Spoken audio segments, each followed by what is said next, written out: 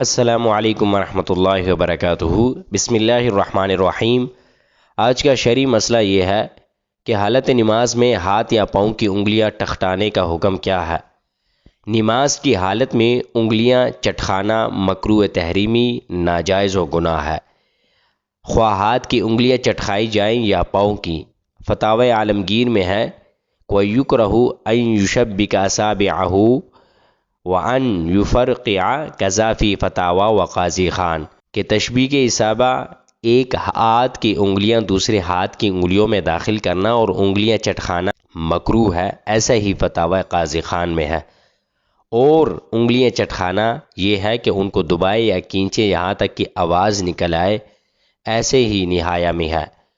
اب انگلیاں چٹخانا نماز کے اندر کیا ہوتا ہے کہ جو کڑاکے جسے ہم نہیں کہتے وہ ہے، یعنی آواز نکالنا، تو یہ ناجائز اور مکروہ تحریمی ہے، ایسا نہ کیا جائے نماز کے اندر۔ اللہ رب العزت ہمیں ان شرعی مسائل پر عمل پیرا ہونے کی توفیق عطا فرمائے۔